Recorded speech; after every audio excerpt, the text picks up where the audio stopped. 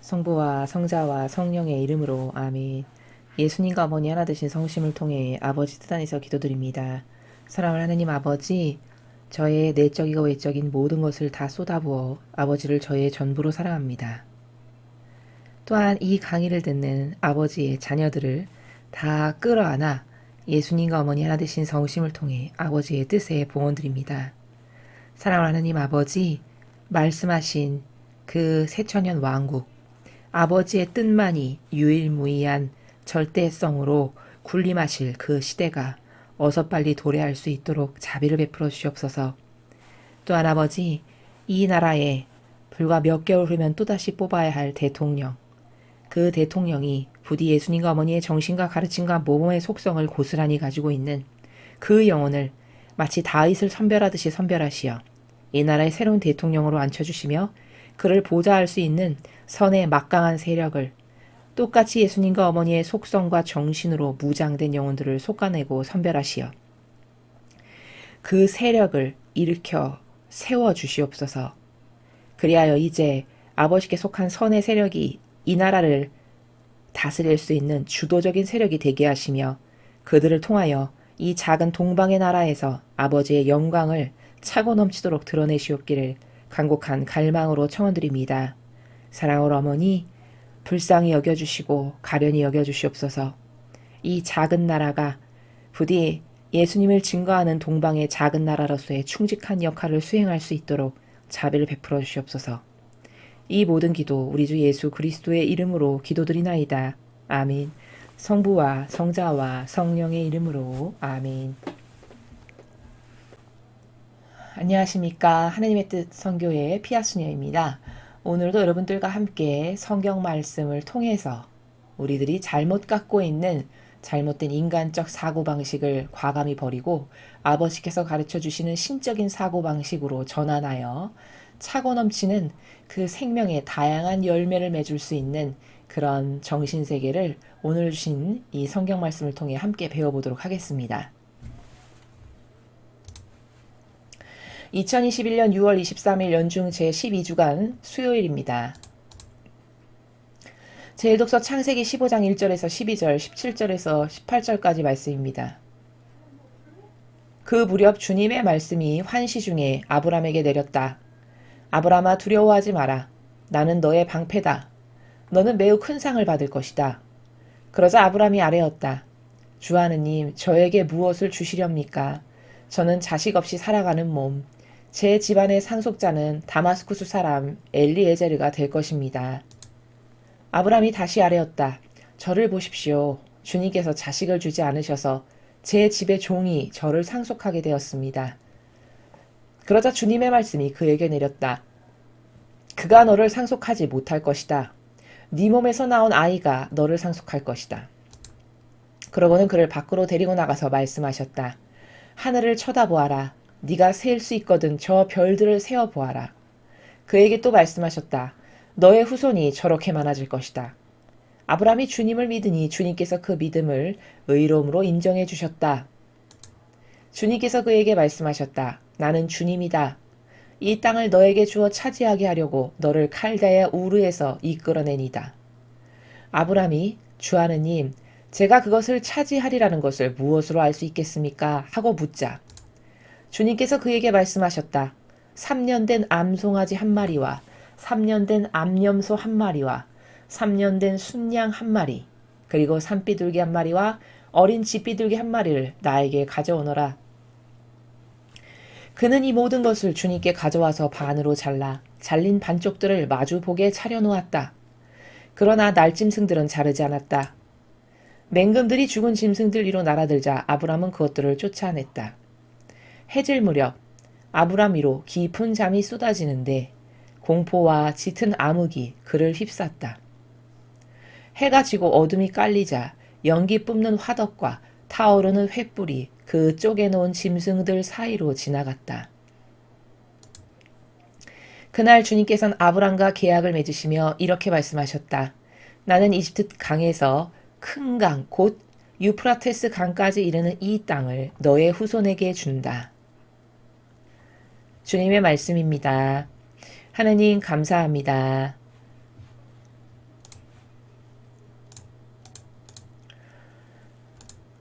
오늘 아브라함은 이제 아버지께서 내가 너에게 이런 축복을 줄 거다 라고 말씀을 하시니까, 저는 자식이 없어서 아버지께서 주시고자 하시는 축복을 상속할 자식이 없습니다. 이렇게 슬퍼하죠.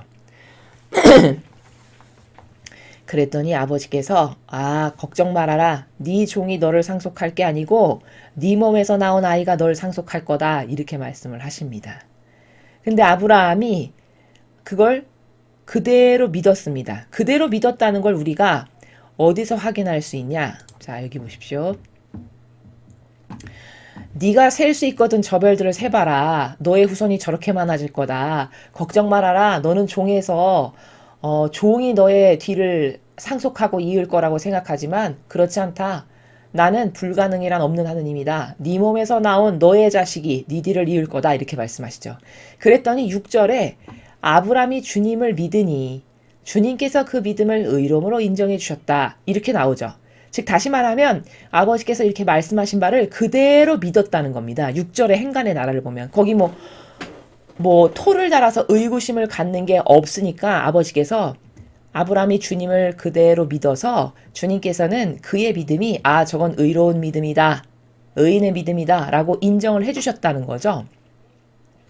그런데 여기 보면은 주 하느님 그런데 제가 그것을 차지하려는 것을 무엇으로 알 수 있습니까? 이렇게 물어보죠. 자, 이 6절과 8절의 행간의 차이를 여러분이 잘 이해하셔야 되는데 분명히 6절에서 하느님께서는 그래 너의 믿음은 의로운 이의 믿음이다 이렇게 인정을 해주셨어요. 근데 8절에 아브라함이 하느님 제가 그것을 차지하는 것을 무엇으로 알 수 있겠습니까? 이렇게 물어보면 인간적인 눈으로 이것을 잘못 해석하면 이거 봐 아브라함도 이렇게 의구심을 가져서 그게 어떻게 가능하겠냐고 물어보네. 이렇게 이해를 하실 수 있어요. 잘못하면. 마치 그 엘리사벳의 남편 지가리아가 사제 그 봉독을 그 사제 직분을 수행하기 위해서 그 천막 안으로 들어갔을 때 그때 천사가 오죠. 그래서 너 앞으로 이런 일이 있을 거다. 너의 아내가 아이를 못 낳는 여인이라고 사람들이 이야기지만 너에게 자식이 생길 거다. 이렇게 이야기를 하니까 지가리아가 그걸 못 믿어가지고 의구심을 갖는 나라. 그 과거에 성경 설명을 할 때 말씀을 드렸죠. 그래서 너는 시간이 되면 당연히 이루어질 일인데 네가 안 믿었어. 너의 그 부정 때문에 그 부정탄 너의 입을 막아버려야 되겠다 해서 벙어리가 되게 하시죠. 그렇죠? 마치 여러분이 잘못 이해하시면 이거 봐 아브라함도 8절에 보니까 제가 그것을 차지하는 것을 무엇으로 알 수 있겠습니까? 이거 물어보네. 똑같은 행간의 나라로 잘못 이해하실 수 있다라는 거예요. 근데 그것이 아닌 것을 어떻게 입증할 수 있냐? 만약에 아브라함이 의심을 해서 그런 게 어떻게 가능하겠습니까? 이런 행간의 나라라면 8절이 하느님께서 6절처럼 그 믿음을 의로운 믿음으로 인정하셨다라는 이 나라가 나오면 안 되겠죠. 그렇죠? 이런 말씀을 하시질 않겠죠. 그의 믿음이 올바르지 않다면. 근데 하느님은 분명히 아브라함의 믿음이 올바르다라고 의로운 믿음이라고 인정해 주셨다라고 이렇게 종결어미로 말씀을 하셨어요. 그러니까 그 믿음이 옳다라는 건데 그러면 8절에 이렇게 그걸 어떻게 알 수 있습니까? 라고 물어보는 행간은 그럼 도대체 어떤 행간이냐? 이것은 의심을 가져서 하느님께 그런 게 어떻게 가능하겠어요? 그 지가리아가 살아가면서 말했던 나라랑 똑같은 나라가 아니라 증거가 되게 하느님께서 이 8절의 아브라함의 말씀을 들으시고 이렇게 말씀하시잖아요. 너가 가서 3년 된 암송아지 한 마리, 3년 된 암염소 한 마리, 3년 된 순양 한 마리, 그리고 산비둘기 한 마리, 어린 집비둘기 한 마리 이렇게 해서 이걸 나에게 가져와서 바쳐라. 이렇게 하시죠. 그럼 그렇게 여쭈었는데 이런 걸 가져와서 바쳐라라고 말씀하신 이 8절 9절을 통해서 우리가 뭘 발견할 수 있냐? 하느님은 왜 그럼 이런 재물을 가져와 오너라 나에게 이 말씀을 왜 하셨냐? 이거는 이 앞에 8절은요. 갈망의 나라를 이렇게 표현한 거예요. 아브라함이 아버지 그것이 저에게 이루어졌으면 좋겠는데 그것이 정말 그렇게 아버지의 말씀 그대로 이루어질 것을 저는 믿는데 그 표징을 저에게 좀 주십시오. 갈망으로서 말씀드리는 나라고 아버지께서는 그 갈망의 나라를 아시고 그래 내가 너에게 그거를 확정시켜 주마. 확정의 증거로 네가 이러이러한 예물을 나에게 바쳐라. 즉 내가 너를 축복한다라고 하는 증거가 되게 할 수 있는 예물을 나에게 바쳐라 해서 9절에 이런 말씀이 있으신 나라다라는 겁니다.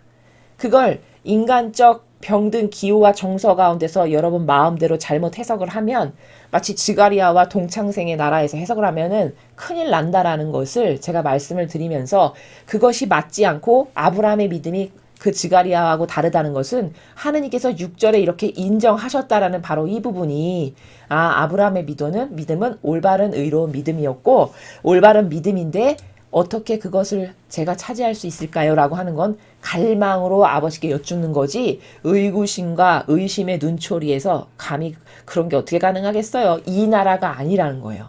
그러니까 하느님께서 8절처럼 물어보니까 그것의 응답을 9절처럼 하시잖아요. 그 질문이 올바른 갈망이니까, 그래, 내가 너의 후손이 이렇게 많아지고 너의 후손에게서 난 자식을 통해서 내가 너의 모든 것을 상속할, 이걸 너에게 축복으로 줄 건데, 그 축복이 너에게 확정적이라고 하는 증거를, 너가 이러이러이러한 재물을 살라 바칠 때 그것이 확정의 증거가 되게 해주마. 이렇게 해서 9절과 같은 나라에서 말씀을 하셨다라는 거예요. 이거는 마치 이것과 똑같은 겁니다. 여러분이 어떤 죄를 지으면 사제에게 가서 고해성사를 보시죠. 그런데 그 사제에게 고해성사를 보는 행위가요, 영적으로 어떤 의미냐면요, 성경에서는 이렇게 말씀하시잖아요. 네가 마음의 진정성을 가지고 아버지 저 이거 정말 잘못했으니까 용서해 주세요 라고 진실되게 고백하면 아버지는 그 고백 들으시는 즉시 용서하신다. 이게 하느님께서 우리를 용서하시는 용서의 나라예요. 그래서 웬만한 소재들은 네가 진정성의 나라에서 진실로 회개를 하면 다 용서해 주신다. 그러면 다 용서해 주시는데 사제한테 가서 고해성사 그럼 왜 볼까? 그런 고해성사를 설정하신 이유는 여러분이 1대1로 하느님과의 소통의 관계에서 죄를 용서받을 수 없어서가 아니고, 그 사제라고 하는 그 직분을 하느님과 여러분 가운데 중간에 세움으로써 그가 증인이 되게 하는 역할이에요.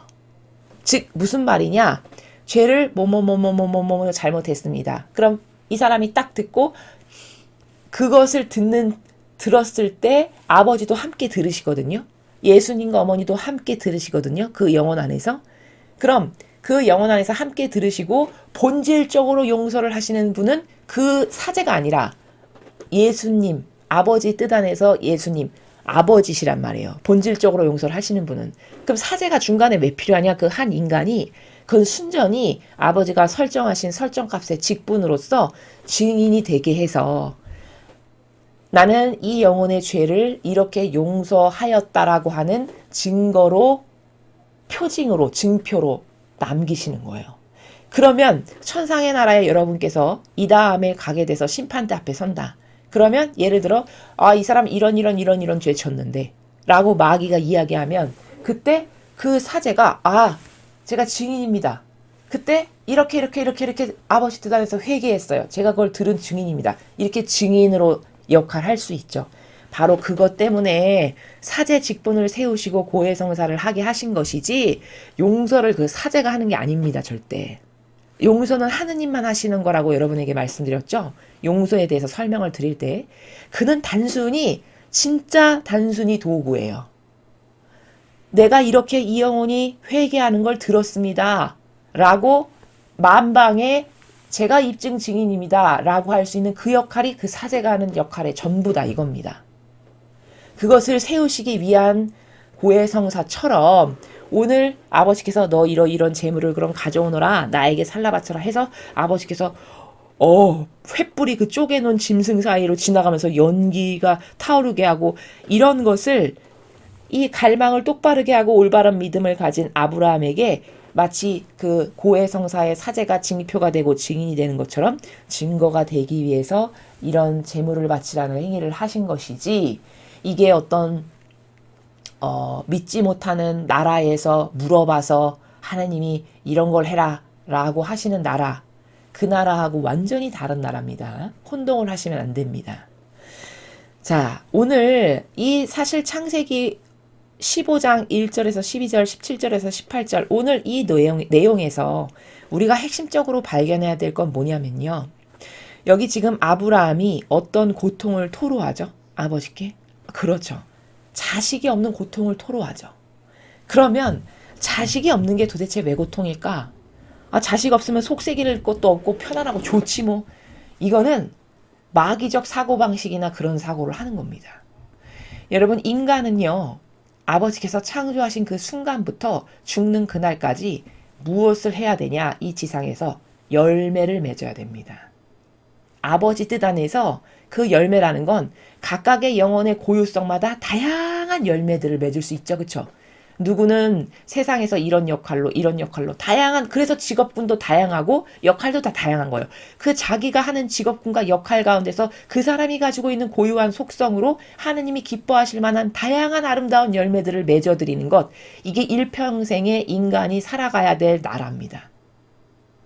그래서 이건 어디서 그러면 이런 원리는 그러면 어디서 발견하냐? 성경에 뭐 1달란트 준 사람, 뭐 2달란트 준 사람, 뭐 5달란트 이렇게 줬는데 똑같이 다 늘려온 사람은 칭찬하시죠.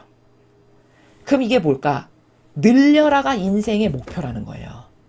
1달란트를 늘렸건 5달란트를 늘렸건 뭐 10달란트를 늘렸건 다 똑같이 칭찬하시잖아요. 잘했다. 착하고 성실한 종아. 네가 작은 거에 충실했으니까 내가 더 큰 걸 맡기겠다. 다 똑같이 칭찬하시죠. 그럼 공통점이 뭐죠? 늘렸다라는 걸 칭찬하시는 거거든요.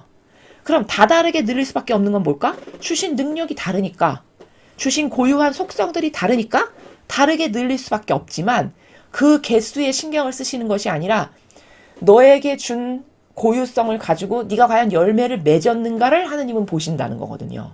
그럼 인생은 이렇게 열매를 맺어야 되는 게 올바르게 인생을 잘 살아가고 있는 영혼이 걸어가는 길이다라는 거예요. 근데 만약에 자식 있으면 귀찮긴 하고 속이나 세기지 없이 사는 게 뱃속 편한 거야.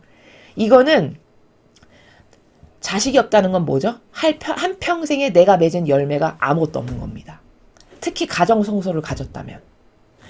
여러분, 수도자로 살지 않는 다음에는 독신주의를 하느님을 위해서 다 바칩니다라고 해서 선언한 이런 하느님의 일을 하고자 의지적으로 서운한 사람이 아닌 다음에 세상에서 가정성소를 살아가는 대다수의 모든 분들의 마땅한 책무와 의무는 뭘까?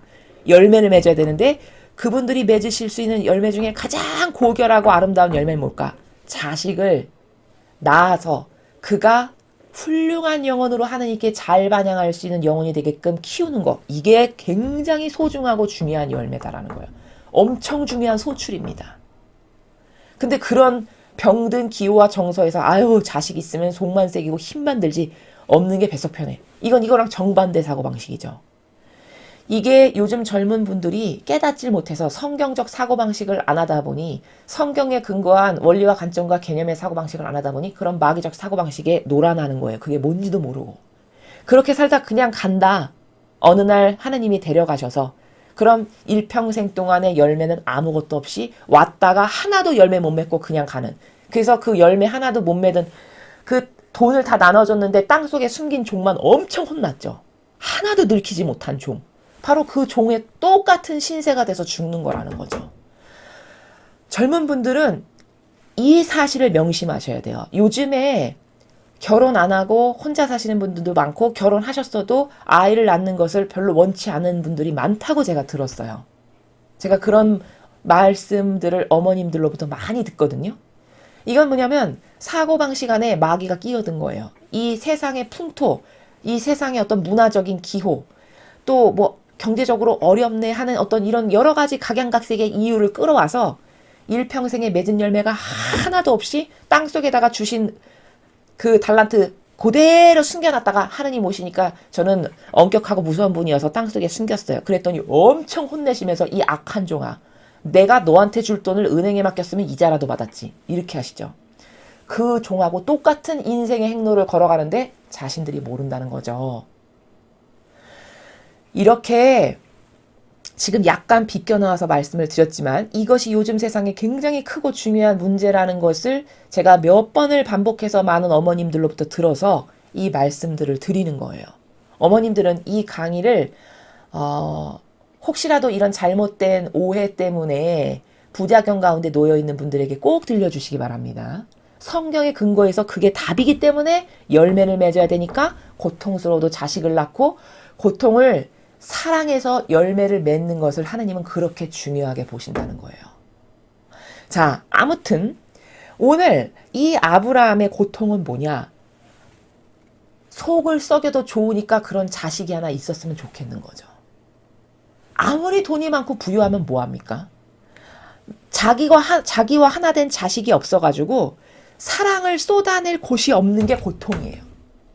어머님들, 아버님들은 제가 이 말씀드리는 게 무슨 말인지 100% 이해하실 거예요. 아무리 고통스럽고 힘겨워도 자식을 기르시는 게 희망이고 보람이고 낚시시죠. 아무리 나에게 고통이 다가와도 그게 맞는 사고방식이고 그게 올바른 겁니다.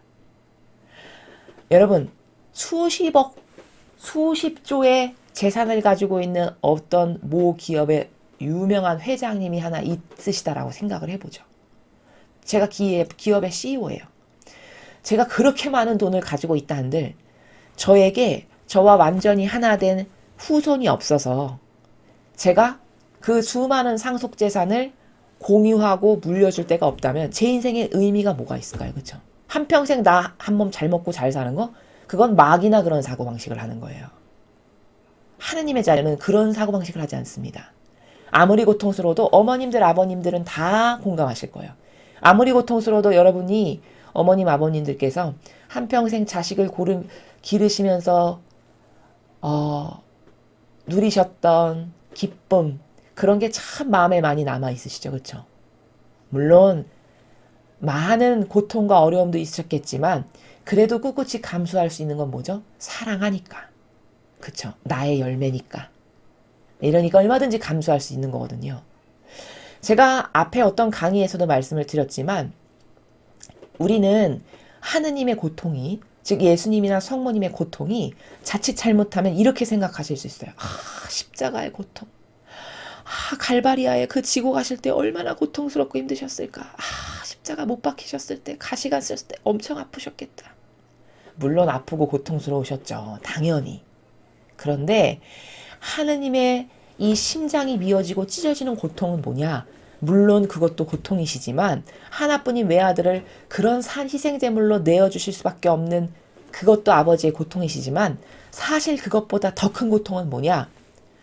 아무도 하나 된 자식이 없어서 진짜 사랑을 쏟아내고 싶은데 쏟아낼 데가 없는 게 고통인 거예요. 부모님의 고통은 바로 이게 고통입니다. 자식을 낳아본 분은 다 이 말에 공감하실 거예요. 너무 힘들어도 좋으니 자식이 있었으면 좋겠어요는 왜일까? 나와 하나 된 영혼이 있어서 그에게 내가 제발 마음껏 사랑을 좀 쏟아내봤으면. 이게 살아가는 의미고 의미적 존재의 가치가 여기에 있는 거거든요. 근데 의미가 없어요, 인생에. 왜? 사랑을 쏟아냄으로써 거기서 의미를 느끼는데, 인간은. 내가 뭘 마음껏 좀 차고 넘치게 내가 가지고 있는 걸 공유하고 베풀어서 그가 기뻐하는 모습을 좀 보는 게, 내 자식이 기쁘고 행복해하는 걸 좀 보는 게 그게 내 온전한 기쁨인데 그걸 줄 사람이 없네? 이게 오늘 아브라함의 고통이에요. 하느님의 고통도 똑같이 그러하셨어요. 지금도 그러하시고요. 그럼 부모라면 이 말씀이 너무 와닿으실 거예요. 여러분, 아무리 여러분이 가지고 계신 걸 나는 거지로 살아도 좋으니까 내 자식한테 이걸 다 물려주고 싶죠. 어머니, 아버님들께서는. 근데 물려줄 수가 없네? 도대체 하나가 돼서 나에게 다가와야 말이죠. 그쵸? 쫓아다니면서 소의 꽃두레를 꿰듯이 할 순 없잖아요. 그것도 한계가 있지, 그쵸? 그럼 뭘까? 전제된 조건은 일단 나와 하나 된 자손이 있어야 되는 거고, 두 번째는 뭘까? 그가 나와 하나 되어야만 내가 거기다가 사랑을 맘 놓고 쏟아낼 수 있어요. 근데 그럴 대상이 없다. 얼마나 불행할까요? 수십억 자산가가 자식이 아무도 없어. 그럼 슬프기만 할 겁니다. 죽는 그날까지. 아무리 많은 걸 가지고 있으면 다 뭐 하겠어요. 죽을 때 싸가지고 갈 것도 아닌데. 이게 바로 하느님의 너무 가슴 아프시고 절절하신 고통이시고 부모님들의 고통도 다 이런 고통이시고 예수님의 고통도 다 이런 종류의 고통이셨고, 오늘 아브라함도 하느님께 지금 뭘 토로하는 거냐? 에휴, 제가 이렇게 부자고 아버지가 저를 축복하셔서 모래처럼 저의 자손들이 많아지면 뭐 하겠어요. 제 자식이 하나 없어서 사랑 하나를 쏟아낼 데가 없는데 제 인생에 무슨 의미가 있겠습니까? 이런 걸 지금 토로하는 거거든요. 그래서 사랑이라는 건요, 병든 기호나 내가 좋아지기 위해서 사랑을 하는 것이지, 건강한 사랑, 즉 하느님 아버지께서 하시는 거룩한 사랑을 닮은 건강한 사람은 쏟아낼 때 기쁨을 느끼는 게, 이게 건강한 정상적인 사랑입니다. 하느님을 닮은 거룩한 사랑은 바로 이거예요. 내가 나와 하나 된 그 자식을 위해서, 나와 하나 된 사람들을 위해서 아무리 고통과 희생이 다가오더라도 쏟아내서 그 사람이 그걸 통해서 막 기뻐하고 좋아하고 행복해. 그럼 그걸 봤을 때 밥 안 먹어도 배부르고, 이런 게 어머님들 심정이시죠. 그렇죠? 아버님들 심정이시죠. 하느님이 딱 그러신 거예요. 오늘 아브라함이 딱 그걸 하고 싶은데 그렇게 할 대상이 없는 게 너무 슬픈 거예요. 그래서 우리는 사랑에 대한 수억만 가지 오해가 있는데, 그 수억만 가지 오해 중에 대표적인 게 뭐냐? 사랑은 대상을 위한 거지 절대 나를 위한 게 아니라는 겁니다. 나를 위해서 뭘 고르기 시작하잖아요. 그럼 박복해지는 시작이 지름길이에요. 그게. 이런 거죠. 예를 들면 어제 롯이, 그래 네가 먼저 고르거라. 아브라함이 넉넉한 마음으로 먼저 롯에게 선택권을 줬어요. 근데 자기를 위해서 사는 게 얼마나 박복한 거냐면, 기껏 고른다는 게 소돔과 고모라 땅으로 가는 거기를 고르죠. 결과론적으로 보았을 때. 그렇게 자기를 좋아서 열심히 골몰해서 고른다는 게 고작 그걸 고르는 거예요. 이게 뭘까? 자기를 위해서 사는 사람의 박복함이 바로 그런 데서 성경에 나오는 이런 인물들을 통해서 우리가 발견할 수 있는 거거든요. 예를 들면 이런 거예요. 아주 비싸고 좋은 레스토랑에 부부가 식사를 하러 갔어요. 근데 여인이, 즉 아내 되시는 분이 진짜 사랑을 똑바로 할 줄 알고 받을 줄 아는 사람이라면 어떻게 돼야 되는 거냐면, 그런 비싼 레스토랑에 가서 아주 모처럼 시간을 내서 맛있게 식사를 하러 갔는데, 자기가 밍크 코트 입고 자기가 의자 빼서 앉고 자기가 보석 자기 손가락에 끼우는 이런 스탠스를 취하는 게 뭐냐? 요즘 시대에 자기를 위해서 살아가는 모든 사람들이 다 그런 스탠스를 취하고 그 나라에서 살아가는 거예요. 여러분, 그게 얼마나 박복합니까? 그걸 사랑하는 사람이 나를 너무 사랑해서 나를 존중하고 사랑하는 마음으로 의자도 빼주고 밍크 코트도 입혀주고 사랑해 하면서 반지도 끼워주고, 이게 올바른 사랑을 주고받을 수 아는 관계잖아요. 근데 자기를 위해서 끊임없이 살아가는 사람은 마치 뭘 하는 거냐면, 자기가 의자 빼서 딱 앉고 가장 상석에 좋은데 밍크 코트도 자기가 벗고 입고 하고 다 하고, 진주 반지 사왔는데 다이아 반지 사왔는데 그거 자기가 꽂아보고 이쁘네. 이게 좋아 보입니까, 여러분? 이건 박복한 거예요. 박복함의 시작인 거고 참 저급한 겁니다. 바로 자기를 위해서 살아간다는 거는 이런 겁니다. 그래서 우리는 진정한 사랑이라는 건 뭘까? 공유할 대상이 있는 게 진짜 정말 행복한 일입니다. 내가 주고 싶은 사랑을 마음껏 퍼줄 수 있는, 공유할 수 있는 나랑 하나 된 대상이 있다는 게, 이게 정말 소중한 가치고 이게 정말 사랑의 나라에서 중요한 거예요. 만일 내가 지금까지 잘못된 가치관으로 끊임없이 내가 스스로 나를 돌봐서 박복하게 다이아 반지도 내가 끼고 밍크 코트도 내가 벗고 입고 다 하고 의자도 내가 빼서 상석에 앉고 일어서고를 다 하는 이런 나라에서 살았다면은 그 팔자가 결국 롯과 같이 되는 걸 텐데, 보나마나 그 길이. 그런 사랑으로 살아가는 게 과연 마음에 드는가? 그런 내 자신이 그걸 먼저 스스로 성찰해 봐야 되고요. 사실 그런 사랑을 원하는 사람은 아무도 없을 것이지만, 교회가 가르치지를 않은 덕분에 사랑에 대한 수많은 오해 때문에 대부분의 사람들이 그렇게 스스로 자기를 돌보는 저급한 나라에서 살아가거든요. 사랑이라는 건 그런 게 아니죠. 정말 서로가 서로에게 너무 소중한 존재고 가치여서 그를 위해서 뭐든지 다 해주고 싶은 이런 마음이 우러나게끔 하는, 그래서 서로가 서로를 위해서 나의 모든 기쁨은 다 당신에게 있어요. 그 사람도 저의 모든 기쁨은 다 당신에게 있습니다. 이것을 서로 구현할 때 이게 정말 아름다운 거고, 이게 예수님과 성모님께서 살아가셨던 사랑의 나라를 구현하는 거다라는 겁니다. 오늘 아브라함이 슬펐던 건 다른 거 아니에요. 쏟아낼 자기의 사랑을 좀 마음껏 쏟아내고 싶은데 쏟아낼 자식이 없네. 이렇게 슬플 수가. 이게 아브라함의 고통이었다는 거죠. 여러분들도 올바른 사랑의 나라가 뭔지를 자꾸 발견하시고 깨달으셔가지고, 아, 내가 지금까지 배우질 못하고 나에게 가르쳐주고 전해주는 사람이 없어서 내가 얼마나 저급한 사랑의 나라에서 추잡하게 살아왔는가, 박복하게 살아왔는가를 깨닫게 해주신 아버지 감사합니다.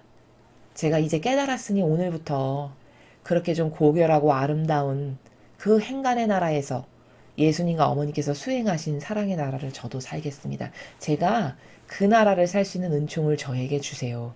이렇게 갈망하시고 기도하셔서 여러분의 모든 가정에서 그런 거룩한 사랑에 근거한 사랑 정신으로 서로가 서로를 위해서 희생하는 걸 기쁨으로 여기는 이런 가정 공동체와 사회가 되었으면 좋겠습니다. 자, 그 다음 오늘 주신 복음 말씀 함께 보시겠습니다. 마태복음 7장 15절에서 20절까지 말씀입니다. 주님 영광 받으소서. 그때 예수님께서 제자들에게 말씀하셨다. 너희는 거짓 예언자들을 조심하여라. 그들은 양의 옷차림을 하고 너희에게 오지만 속은 개걸든 이리들이다. 너희는 그들이 맺은 열매를 보고 그들을 알아볼 수 있다. 가시나무에서 어떻게 포도를 거두어 드리고 엉겅퀴에서 어떻게 무화과를 거두어 드리겠느냐. 이와 같이 좋은 나무는 모두 좋은 열매를 맺고 나쁜 나무는 나쁜 열매를 맺는다. 좋은 나무가 나쁜 열매를 맺을 수 없고 나쁜 나무가 좋은 열매를 맺을 수 없다. 좋은 열매를 맺지 않는 나무는 모두 잘려 불에 던져진다. 그러므로 너희는 그들이 맺은 열매를 보고 그들을 알아볼 수 있다. 주님의 말씀입니다. 그리스도님 찬미합니다. 자, 오늘 말씀하신 것 중에서 관점적으로 저거 중요하다라고 하는 단어들이 몇 개 있습니다. 자, 첫 번째 중요한 단어 뭐냐? 거짓 예언자. 15절 첫 번째 줄에 나오는 너희는 거짓 예언자들을 조심해라. 자, 그럼 도대체 거짓 예언자가 누굽니까? 여러분 누굽니까? 이거는 누구냐면 예수님이나 성모님의 아버지의 뜻을 가장 퍼펙트하게 행하신 모범이 예수님과 어머니신데, 예수님과 어머니께서 성경에서 보여주신 모범, 가르침, 정신, 그렇죠? 이것에 반하는 것을 전하는 모든 사람이 다 거짓 예언자입니다. 다시, 예수님과 어머니의 아버지의 뜻을 가장 퍼펙트하게 행하신 두 분이 보여주신 정신과 가르침과 모범, 그 정신과 가르침과 모범으로 맺은 열매, 그 열매와 다른 열매를 맺는 수많은 자원한 봉사자들, 그들이 다 거짓 예언자입니다. 그럼 여러분, 이교도에 얼마나 거짓 예언자가 많은지 거의 다라는 걸 인정하실 수밖에 없겠죠. 왜? 거기 예수님의 열매가 없으니까요. 거기 성모님이 맺으신 열매가 없으니까요. 그럼 이건 뭘까요? 다 거짓 예언자란 뜻이죠. 그러므로 감히 거룩한 주님의 제단 위에서 만담을 한다. 자기 뜻을 남에게 가르치거나 전한다. 신학교 때 뭐 했던 이상한 경험담 이런 거, 사변적인 논리 지식 이런 거 말한다. 정치 얘기한다. 인터넷에 떠다니는 농담 끌어다가 붙여서 이야기한다. 이거 다 뭘까요? 이거 다 거짓 예언자입니다. 그 거짓 예언자들을 조심하라고 하셨어요. 이 당시에는 누가 거짓 예언자였을까요? 그렇죠. 바리새인법 학자가 다 거짓 예언자였죠. 왜 조심하라고 하시냐? 그들은 양의 옷차림을 하고 너에게 오지만 속은 개걸든 이리들이다. 자, 양의 옷차림을 한다는 거는 어떤 비유를 말씀하시고 싶은 걸까요? 그렇죠. 하느님의 일꾼처럼 보이고 다가온다는 거예요. 양의 옷차림 했다는 거. 왜? 예수님이 어린 양이셨죠. 그렇죠? 어린 양이 가지고 있는 상징적 의미가 뭡니까? 자신을 산희생제물로 내어 바치는 게 어린 양이거든요. 그러니까 양의 옷차림을 했다는 건 마치 예수님처럼 자신을 산희생제물로 내어 바치는 코스프레, 그거를 하는 사람으로 옷을 입고 코스프레의 옷을 차려입고 하느님의 일꾼처럼 보이게끔 하는 수많은 제스처를 하고, 그리고 너희한테 다가오겠지만 그 속의지는 뭐냐? 개걸든 이리다. 자, 여러분, 이리가 뭐죠? 숲속에서 짐승을 잡아먹는 포식자 중에 하나죠. 근데 개걸들었다 그랬어요. 개걸든 이리. 그럼 이게 뭘까요? 개걸든 이리라는 건 부당한 도둑질을 하는 세력을 말하는 거예요. 부당한 도둑질, 합법적이지 않은. 그럼 뭘까? 영혼의 우상으로 이 교회의 사욕과 욕망을 채우기 위해서 들어와서 영혼의 우상으로 떵떵거리면서 존경받고 뭐 받고 고난도 냈고 못도 냈고 다 냈고 이렇게 살아가는데 예수님 닮은 모범적 열매는 하나도 없어. 그럼 이게 거짓 예언자고 개걸든 일입니다. 명확하게 딱딱 떨어지는 것을 예수님은 어떤 이관점을 말씀하시기 위한 단어의 세계에서 말씀을 하세요. 바로 그 개걸든 이리가 그런 나라예요. 너희는 그들이 맺은 열매를 보고 그들을 알아볼 수 있다. 자, 맺은 열매를 보고 알아볼 수 있다. 이게 굉장히 중요한 원리인데 요즘 시대로 풀어서 설명을 드리겠습니다. 자, 그럼 맺은 열매, 이교도의 교회가 맺은 열매 볼까요? 자, 동성애 지지. 이게 맺은 열매죠. 그렇죠? 또 성경의 두 번째 계명 뭐죠? 우상 숭배하지 마라. 이거 없애버렸죠. 그렇죠? 이게 맺은 열매죠. 또 지옥은 없어. 영혼은 죽으면 소멸되는 거야. 지옥 없다라고 성경에 어디 나옵니까? 분명히 너는 마지막 한 입까지 다 갚지 않으면 너는 거기서 못 나온다. 이게 연옥이 있고 지옥이 있는 것을 말씀하시는 거예요. 그럼 영원히 꺼지지 않는 그 뜨거운 불 구덩이에 던져진다. 이게 지옥이죠. 그죠? 이게 성경에 뻔히 있는 거거든요. 근데 영혼은 소멸되고 지옥은 없대. 그럼 이 성경에 나오는 아버지의 법칙을 깔아 뭉개고 짓밟는 거네요. 그렇죠? 이런 열매. 또 차별금지법? 여러분, 이게 가톨릭이 마치 정치인이 나서서 그걸 하는 것처럼 보이잖아요. 겉으로는 절대 그런 거 아닙니다. 그건 그냥 하나의 남에게 보이기 위한 쇼고, 실제로 물밑 밑밥 작업은 다 누가 하는 거냐? 이 가톨릭에 있는 마귀 세력들이, 이 이교도에 있는 마귀 세력들이 그런 걸 다 주도하는 겁니다. 여러분, 속으시면 안 돼요. 순진한 마음으로. 그렇게 해서 차별금지법이 뭐죠? 사람은 모두 똑같은 다 동등하게 존중받을 권리가 있는 거야. 네가 뭔데 감히 사람을 차별해? 다 동등하게 인정받아야지. 그러니까 동성애자도 받아들이고 못도 받아들이고 다 받아들여야 돼. 만약에 목욕탕 주인이 저희는 이거 동성애자는 안 됩니다. 이렇게 한다. 그럼 너는 감방 가야지. 왜? 사람 차별했으니까. 이런 게 예를 들면 차별금지법이에요. 그러면 묻고 싶은 게 있는 거예요. 이 성경에 근거한 논리를 똑바로 아는 사람이라면, 아니, 그러면 하나 물어봅시다. 그럼 동성애자의 권리만 중요하고 그 사업체를 운영하는 CEO인 목욕탕 주인의 권리는 왜 존중을 안 해주나요? 이거 형평에 어긋나는 거잖아요. 이렇게 따져 물어야 되는 거거든요. 따져 묻는 사람이 아무도 없어요. 그리고 오히려 그게 불공평한 거니까 공평하게 해야 된다라고 주도적으로 앞장서서 나서는 게 누구냐? 이교도의 교회입니다. 이게 차별금지법의 실체예요. 이런 거 내세우는 거, 이게 다 뭘까? 그들이 맺은 열매예요. 이게 성경에 도대체 나오는 거냐? 성경에 완전 정반대되는 것들이죠. 다 성경의 아버지가 말씀하신 진리하고는 정반대돼. 동과 서가 다르게 정반대되는 이런 나라들이에요. 이걸 그들이 착착 수행해 나가죠. 이게 그들이 맺은 열매죠. 열매를 보면 알아볼 수 있다고 하셨잖아요. 고로 뭐냐? 맺은 열매가 성경에 반하는 것밖에 없어요. 그러니까 저건 마귀구나. 이게 답이거든요. 아니, 성경의 예수님이나 아버지는 이러해야 된다, 계명 지켜야 되고, 네가 그렇게 살고 싶어, 아버지를 꾸는. 그럼 너는 산이생제물로 너를 바쳐야지. 네가 높아지고 싶어? 그럼 너는 가장 낮은 자로 모든 자를 섬겨야지. 그런 걸 하는 열매가 어디가 있나요? 없잖아요. 오히려 성경에 반하는 열매만 수두룩 빽빽하게 밤새고도 말할 수 있을 만큼 많아요. 그럼 도대체 이게 뭐냐? 맺은 열매가 예수님하고 완전 다르네. 아, 마귀구나. 이렇게 딱딱 분별이 돼야 되는 거거든요. 그걸 전혀 못 알아보는 소경이 된 거죠. 그래서 16절에 예수님께서 너희는 맺은 열매를 보고 알아봐라. 그들이 하는 번지르한 행태, 거칠해, 치장, 선해 보이는 코스프레 이런 거 절대 속으면 안 되는 거고 그들이 수십 년 동안 발언한 것 그래서 맺은 열매 어떤 입법화 시킨 것 합법화 시킨 것 이런 것들을 쫙 나열해 봐. 근데 그게 성경에 나오는 아버지의 뜻하고 완전 달라. 그럼 아 이거 완전 마길세. 이렇게 알아야 된다라는 거거든요. 그 나라를 지금 말씀하시는 거예요. 가시나무에서 어떻게 포도를 거두어드리고 엉겅퀴에서 어떻게 무화과를 거두어드리겠니. 우리말에 이런 속담 있죠. 콩 심은 데 콩 나고 팥 심은 데 팥 난다. 콩을 팥이 나게 할 수 있나요? 그 불가능한 거잖아요. 그렇죠? 그건 원천적으로 불가능한 거예요. 지금 같은 나라를 말씀하시는 거거든요. 아니 나무 자체가 나무는 성경에서 여러분 사람을 뜻해요. 그러면 가시나무라는 건 뭘까? 열매 맺지 않는 사람을 말하는 거예요. 가시 뾰족하게 그냥 막 솟아가지고 남 공격이나 하고 자라지 못하게끔 찌르기나 하는 이런 영혼을 가시나무라고 하는 거거든요. 열매 없는.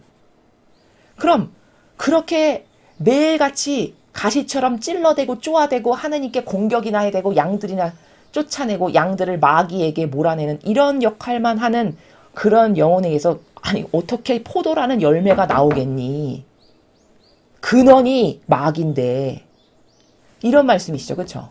아니 엉겅퀴에서 어떻게 무화과라는 열매가 나오겠니? 그 열매를 보면 그 거듭 올라가면 아 이거 좋은 나무구나. 이렇게 무화과라는 아름다운 먹을 수 있는 좋은 열매를 맺었네. 그게 좋은 나무구나. 아 포도가 맺었어. 아 인간을 이롭게 하는 포도가 맺었구나. 그러니까 이거 좋은 나무네. 이거 너무 지극히 당연한 이 일은 이와 같은 거 아니냐. 근데 어떻게 너는 열매를 보면 그 나무를 알 수 있는 건데 어떻게 그런 곳에 속을 수가 있니? 이런 나라죠. 이와 같이 좋은 나무는 모두 좋은 열매를 맺고 나쁜 나무는 나쁜 열매를 맺는다. 제가 말했죠. 콩 심은 데 콩 나고 팥 심은 데 팥 나는 거라고. 마찬가지죠. 그렇죠?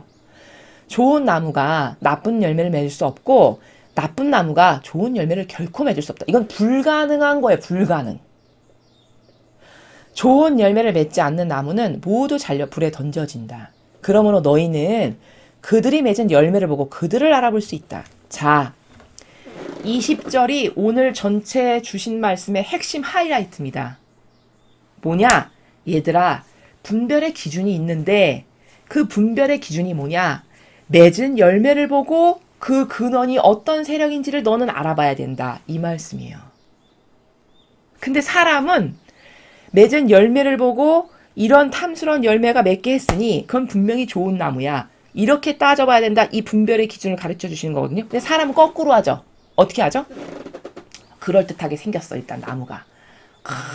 예쁘고 막 많은 아름답고 화려한 꽃을 피는 나무인 것처럼 그럴듯하게 생겼어. 그렇게 겉을 보고 저건 좋은 나무일 거야. 열매는 안 봐.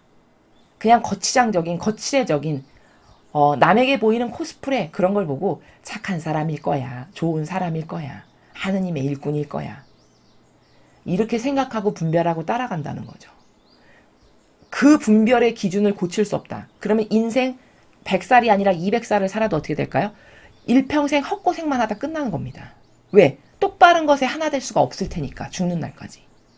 올바른 선의 세력과 절대 결단코 하나 될 수 없을 테니까. 그럼 500살을 살면 뭐 하겠어요? 매일같이 마귀랑 하나 될 텐데. 그렇게 해서 내 인생을 허무한 데다가 모든 에너지 쏟다가 죽는 게 이게 불쌍한 영혼의 현실이에요. 그래서 오늘 예수님이 말씀하신 마지막 문장. 그들이 맺은 열매를 보고 그들을 알아볼 수 있다. 어떤 세력인지는 그들이 수십 년 동안 맺은 열매, 어떤 걸 주장해서 뭔가를 합법화시키고 뭔가를 제도화시키고 실제적으로 뭘 구현한 그런 열매들. 그런 것을 보면 아 저게 진짜 예수님을 닮은 올바른 세력인지 선의 세력인지 아버지께 속한 아니면 닮은 것처럼 가장한 사실은 그 속의 배알은 다 전체주의를 하고자 하는 사욕과 욕망으로 가득한, 그래서 영혼의 우상으로 대접받고 떵떵거리면서 살기 위해서 들어온 마귀의 세력인지 다 맺은 열매를 보면 알 수 있단다. 이렇게 말씀을 하시는 나라다라는 겁니다. 그래서 우리가 이런 사고방식에 들으면 그렇지. 그 당시는 이렇게 해요. 근데 실생활에서 그게 적용되냐? 실생활에서 적용되는 건 또 별개예요. 왜? 그 사고방식으로 살아보질 않았거든요. 그러니까 적용되는 것까지 또 텀이 필요해요. 또 노력이 필요해요. 그렇지만 그럼에도 불구하고 노력하셔야 돼요. 여러분은. 노력하셔서 배우고 들은 걸로 끝나는 게 아니라, 예를 들어 오늘 이런 원리를 하나 배웠어요. 분별이란 뭐냐. 맺은 열매를 보고 그게 진짜인지 가짜인지를 분별해라. 이게 가르쳐주신 기준이란 말이에요. 절대값. 그럼 여러분이 하셔야 될 건 뭐냐. 이제 앞으로 여러분이 분별해야 될 수많은 것들이 여러분 앞에 닥칠 거라는 거죠. 마지막 시대가 점점 이 악이 드세면 드셀수록 더 심해질 거예요. 그럼 그때 이때 배운 걸 통해서 분별이라는 건 하느님께서 예수님을 통해서 가르쳐주신 기준에 보니까 맺은 열매, 예수님 닮은 거 있나? 이런 거는 예수님의 특징인데 하나도 없네? 이거 가짜구나. 여기랑 하나 되면 나는 큰일 나겠다. 내 영혼 패망하고 지옥 가겠구나. 이렇게 알아차려서 딱딱 끊을 건 끊고 하나 될 건 하나 되고, 이걸 실행에 옮겨야 되는 게, 그걸 내 것으로 적용해서 사실적으로 살아가는 사람은 이런 사람이에요. 그냥 좋네. 오늘도 훌륭한 거 들었어. 기쁘다. 행복하다. 들으면 뭐합니까? 듣고 일로 나가서 내가 실제적인 행동으로 달라지는 게 없다. 그럼 그냥 똑같은 거예요. 그래서 여러분께서 매일 아버지께서 이렇게 넘치는 사랑으로 많은 것을 우리들에게 가르쳐 주시잖아요. 그럼 욕심 내실 필요도 없어요. 많은 것 중에 여러분의 마음에 정말 확 꽂혔던 거. 예를 들면 저건 진짜 한번 해보고 싶다. 저거 저렇게 한번 살아보고 싶은데? 이렇게 해서 사고방식이나 정신이나 마음 안에 꽂혔던 게 분명히 사람마다 있거든요. 그런 것 중에 한두 가지를 딱 잡아서 그거를 줄기차고 지속적으로 행해보는 거예요. 끊어지지 않게, 영속적으로. 변덕 부리지 말고. 그래서 어떤 그 하나가 여기 뿌리를 내려야 그 다음에 또 다른 것도 해서 뿌리를 내리게 하고, 또 다른 것도 수행해서 뿌리를 내리게 하고, 이렇게 해서 빛이 커지는 거지. 빛이 커지는 원리가, 좋은 걸 1억 개를 들었다고 해보죠. 1억 개가 다 내 거 될 수 없어요. 인간의 한계가 그래요. 잊어버리기도 하고, 또 중요성을 그걸 1억 개를 다 여기에다가 별표 5개 할 만큼 1억 개를 다 중요한 가치로서 저장할 능력도 안 돼요. 인간은. 그저 늘 아버지께 감사하고 맡겨드리는 가운데, 아버지 저에게 지금 가장 필요한 게 뭘까요? 그것마저도, 여러분이 뭘 해보고 싶으신 것마저도 기도 가운데, 아버지 저에게 제일 부족한 게 뭘까요? 물론 수많은 것들이 제가 진짜 부족하지만 가장 시급하게 개선해야 될 문제부터 저에게 가르쳐 주시고요. 제가 그거를 당장 수행해 볼 수 있는 은총을 저에게 좀 주세요. 어머니 저를 도와주세요. 그래서 영적으로 자라나고 성장해서 새로운 본연의 저를 찾을 수 있도록 저를 좀 도와주세요. 이런 갈망한 기도를 함께 하면서, 그러면서 어떤 하나를 딱 잡아가지고 그 핵심적인 나에게 많은 깊은 감동으로 자리 잡아서 아버지가 주셨던 은총을 지속적으로 계속 해나감으로써 그것을 확장시키고 넓혀나가고, 그래서 내 안에 그걸 뿌리가 정말 안정적으로 자라게 해서 그 튼튼한 뿌리를 근간으로 해서 퍼져나가고 이렇게 해야 되는 것이 영적인 성장을, 영적인 걸 도전하는 사람의 어떤 올바른 프로세스다 라는 것을 여러분에게 조금 작은 팁이지만 말씀을 드립니다.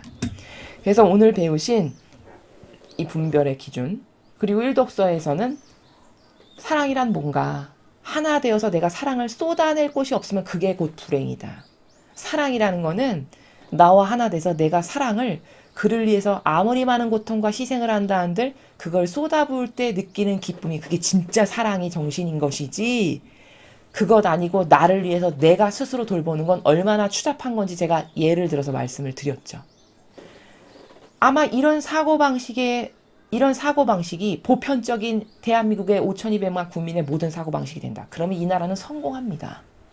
이 나라는 은총 주시지 마세요 해도 은총을 주실 수밖에 없어요. 모두가 그런 계명의 정신으로 살아간다면 그렇지 않겠습니까? 그래서 여러분에게 이 계명을 지키는 정신으로 우리가 돌아가야 된다는 이 계명 운동을 저희가 계속 하는 거는 그런 사고방식으로 모두가 살아가는 세상이라고 한번 추상을 해보세요. 얼마나 아름다울지. 거기 은총과 축복을 붓지 않으실 수가 없는 근간과 기초 터반이 되는 겁니다. 그래서 우리라도 비록 소수에 불과하지만 우리라도 이것을 먼저 실천하고 실행해야 되고 그런 우리가 든든한 밑거름이 돼서 이런 세력이 점점 늘어나게끔 퍼져나가게끔 하시는 거는 아버지가 하실 일이고 우리는 그냥 충직하게 이런 주신 것에 올바르게 반영을 하고 더불어 아버지 부디 대한민국의 모든 국민이 제발 이 정신으로 다시 돌아갈 수 있도록 자비를 베푸세요. 이런 배상과 보속의 기도 가운데 나부터 그런 걸 충실하게 이렇게 근간과 기본을 다져나가는 것. 이게 우리가 현재 처해 있는 위치에서 할 수 있는 가장 좋은 거고 반기실 일이고 또 우리가 할 수 있는 최선의 노력이다. 이런 것을 여러분께서 잊지 마시고 그날 주시는 어떤 핵심 사항에 대해서 스스로가 구현하시는 여러분들 되셨으면 좋겠습니다. 이상으로 2021년 6월 23일 연중 제12주간 수요일 복음 해설을 마치겠습니다. 감사합니다.